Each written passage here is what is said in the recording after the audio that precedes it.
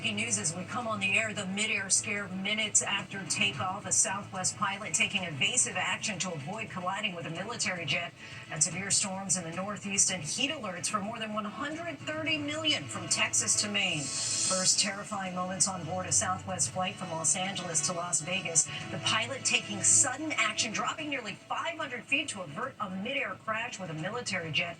Passengers screaming, one saying they were shaken to the core. A deadly shooting at the University of New Mexico. One person killed, another wounded inside a student housing complex. Police launching an urgent manhunt for the suspected gunman, warning the suspect may still be on campus.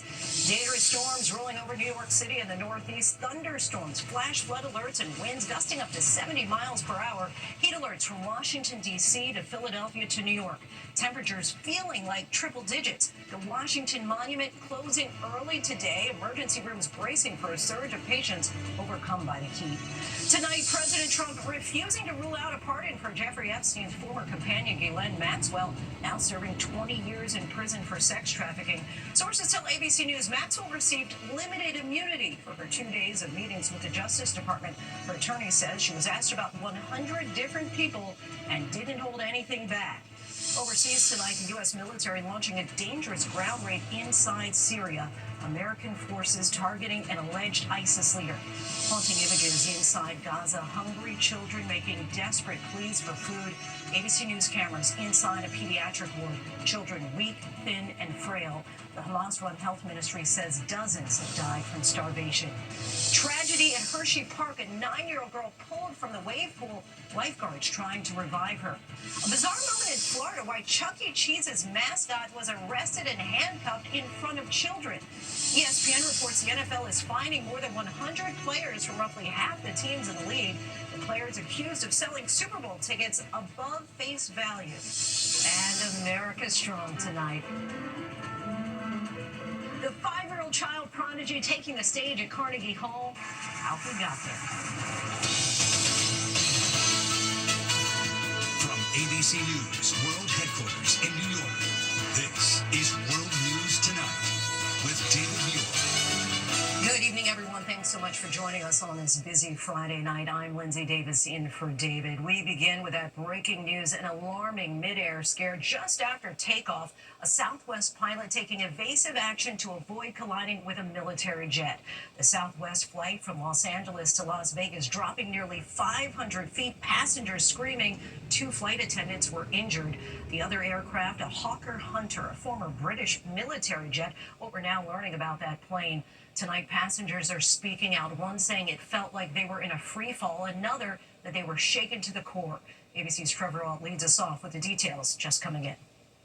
Tonight, a Southwest flight violently dropping hundreds of feet as the pilot tried to avoid a mid-air collision with a former British fighter jet. It was chaos. They were screaming.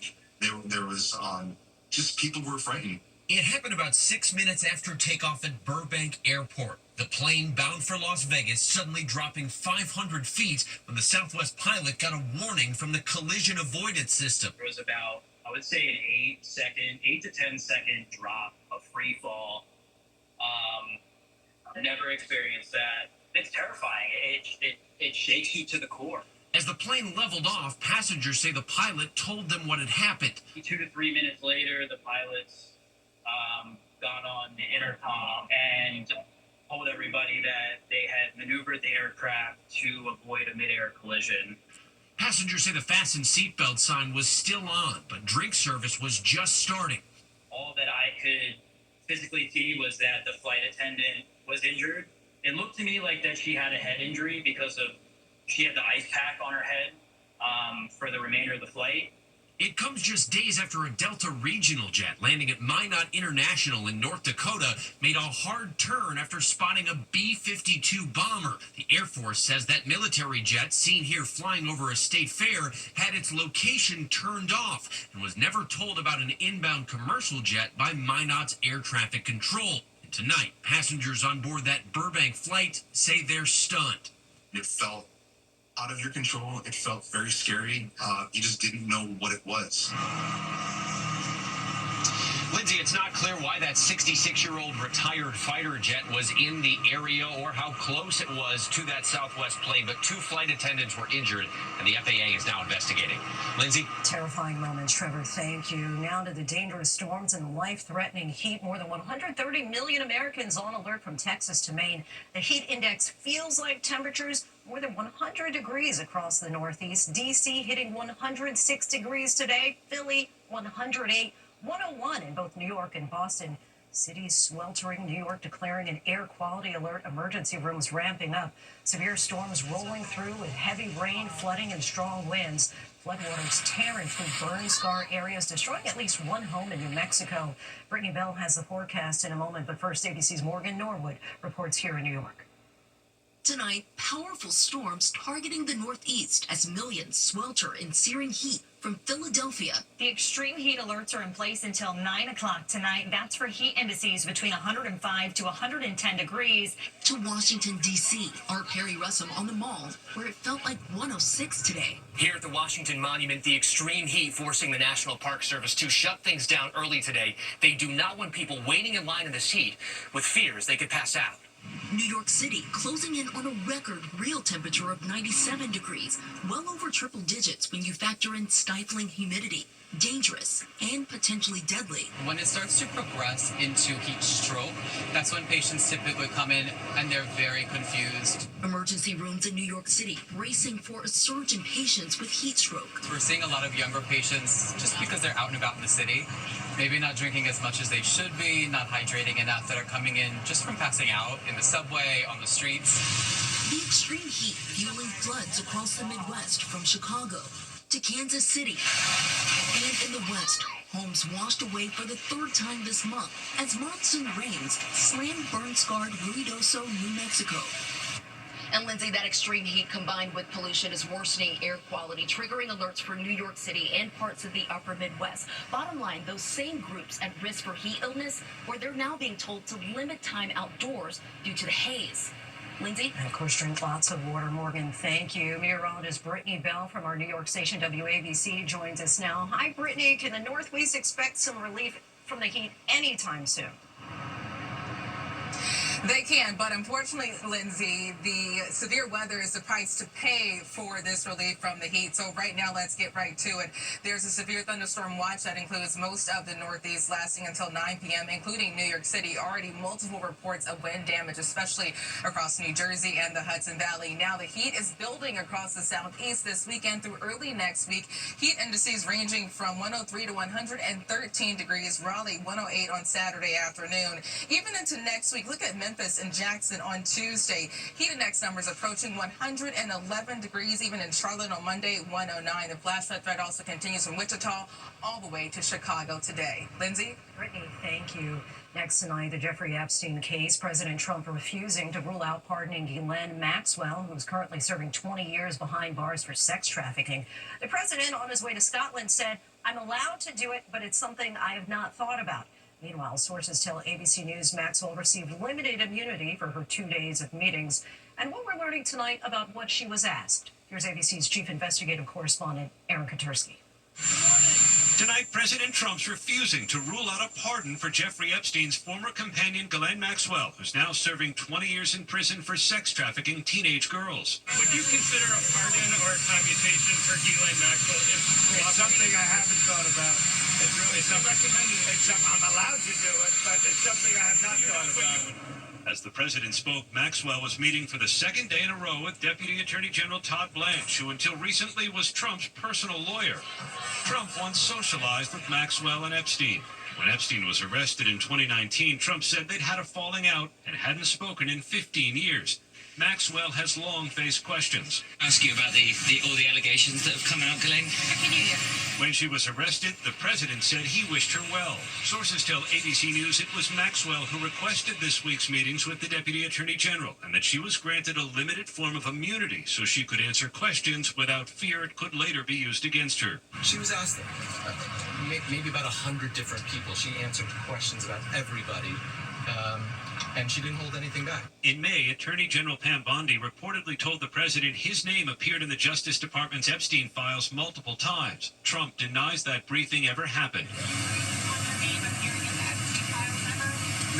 I was never Being named is not evidence of wrongdoing. Bondi has refused to release the files despite previously promising to do so. Trump, whose top supporters, including FBI Director Kash Patel, spread conspiracy theories about Epstein, is eager to change the subject. I'm not focused on conspiracy theories. But the story hasn't gone away, which sent the Justice Department's #2 official to Florida to meet the woman who helped Epstein recruit, groom, and abuse girls over the course of a decade. Annie Farmer was one of the women who testified against Maxwell. She didn't just procure girls and women for Epstein, but she herself participated in their abuse. What Maxwell wants now? To get out of prison. Of course, everybody knows Miss Maxwell would welcome any relief. She's been in very difficult conditions for 5 years, and so she would welcome any relief. Her lawyer tells me she did not ask for a pardon today, and Deputy Attorney General Todd Blanche did not offer one. But late today, the president making clear it's not off the table. A lot of people have asked about pardon. This is just not a time to be talking about pardons. Todd will come back with whatever he's got. The Deputy Attorney General said, Lindsay, he would share what he learned from Ghislaine Maxwell at the appropriate time. And we should note, Lindsay, meetings like this with law enforcement officials are often recorded. Lindsay? Aaron Katursky reporting. Thank you. Now to the urgent manhunt after a deadly shooting at the University of New Mexico in Albuquerque. One person killed, another injured. The shooting took place early this morning in student housing. Tonight, the suspect is still at large, and officials warn the shooter may remain on campus. Here's ABC's Chief Justice correspondent Pierre Thomas. Tonight, the urgent search for a gunman on the run after a deadly shooting at this student housing complex at the University of New Mexico. Rescue 3. Respond to a 27 Bravo 5G. Gunshot. Those gunshot calls coming early this morning. Multiple law enforcement agencies rushing to the scene, finding one person killed, another wounded. Then all of a sudden we just heard shots, like crazy shots. And after that, we peeked over our blinds, and we just see some kids running, dashing down the other side. The university issuing a shelter in place and closing school grounds. Authorities saying the shooter may still be on campus. The new semester just weeks away. Some incoming students already on campus. Members of the football team say they were staying in the dorm where the shooting happened. I was getting back into my dorm, and they weren't letting me in because they had said that there was an open crime scene. The family had come, and they were pretty emotional. They were crying. The good news tonight, that wounded victim sustained non-life-threatening injuries and is expected to recover. Lindsay? Glad to hear that, Pierre. Thanks so much. Overseas tonight, the growing hunger crisis in Gaza. Hamas health officials say just in the last 24 hours, 9 people died of starvation, 122 since the war began, the majority of them children. As the latest round of ceasefire and hostage release talks have failed, tonight we're learning about a dangerous U.S. military raid in Syria targeting a high-ranking ISIS leader. Here's ABC's Chief Global Affairs correspondent, Martha Raddatz. Desperate cries for help from the children of Gaza, holding out empty pots, hoping for a ladle of soup. Anguish in their faces, but few will leave this line with any food. There's simply not enough to go around. Look at us with mercy and bring us food, this woman says. Anything for us to eat. Let the crossings open, she pleads. ABC News cameras inside this pediatric ward, and what we see is haunting. Hollow-eyed children on the brink of starvation. The faintest cries of hunger from the babies. 9 people died due to starvation just in the last 24 hours, according to the Hamas-run health ministry.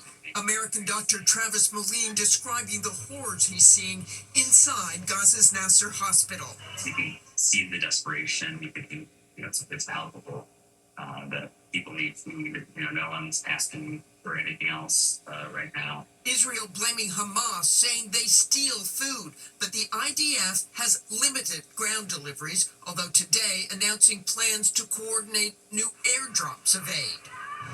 President Trump was asked about the crisis in Gaza today. He said Israel should, quote, finish the job and get rid of Hamas after the U.S. pulled out of hostage ceasefire talks. Lindsay? And Martha, what more are you learning about that rare and risky U.S. military ground raid inside Syria targeting an alleged ISIS terror leader? Lindsay, it's highly unusual for U.S. forces to carry out a ground raid inside Syria, and much riskier. Counterterrorism strikes are normally done by drones, but this nighttime raid in the city of Al-Bab involved U.S. forces flown into northwestern Syria, an area where Islamic extremist groups are known to operate. The Pentagon saying that the raid resulted in the death of a senior ISIS leader and 2 of his adult sons, who they say were affiliated with ISIS. Lindsay? Martha Raddatz for us. Thanks so much, Martha. Back here now, disgraced former Representative George Santos is spending his first night in prison after pleading guilty to wire fraud and identity theft.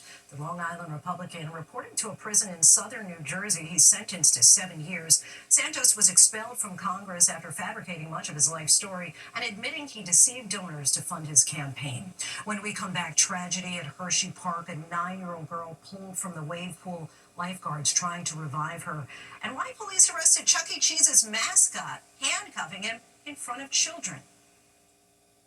Authorities are investigating the tragic death of a 9-year-old at Hershey Park, Pennsylvania. Witnesses say the child was pulled from the wave pool in the water park section of the complex. Lifeguards were unable to revive her. Park officials say the wave pool remained closed today out of respect for the family. The NFL is reportedly fining more than 100 players from roughly half the teams in the league for selling Super Bowl tickets above face value. ESPN reports players are facing fines and possible suspensions for violating league policy. They could also lose their allotted tickets for the next 2 Super Bowls. Names have not been released. When we come back, why police arrested the Chuck E. Cheese mascot in front of customers, and the 5-year-old child prodigy taking the stage at Carnegie Hall. The index now, the Chuck E. Cheese mascot arrested on charges of credit card fraud in Tallahassee, Florida. Jermel Jones, an employee dressed as the mascot, was handcuffed in front of customers. He's accused of using stolen credit cards. The company says it's aware of the incident and that they have taken, quote, appropriate action concerning the employee. When we come back, the remarkable 5-year-old piano player on one of the world's biggest stages. Early tonight, with his feet swinging from the piano bench and fingers barely stretching an octave, the 5-year-old already performing at the famed Carnegie Hall.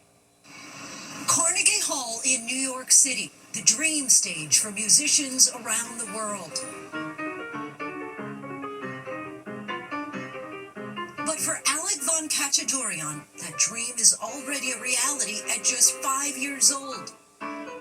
The California resident is among the youngest performers to grace the stage at Carnegie Hall ever.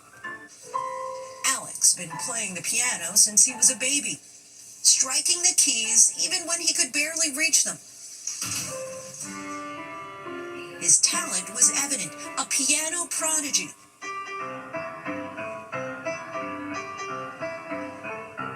He would walk over to the piano when he first started walking, punching a few notes, and you can just see this huge grin on his face. And take a look at this. Alec has perfect pitch, the ability to identify musical notes just by hearing them. D, C.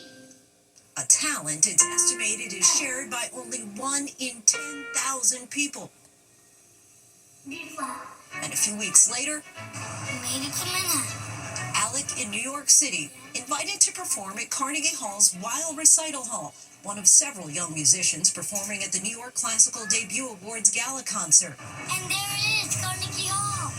Alec in his tiny white tuxedo, fixing his bow tie. And then, performance time. Alec coming out to cheers, a bow before the crowd, and then, just listen.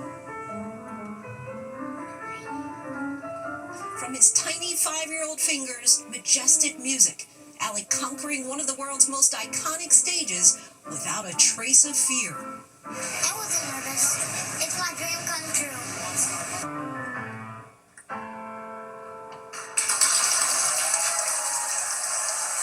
Little body, big confidence. Thanks so much for watching. I'm Lindsay Davis. For David and all of us here, have a great night.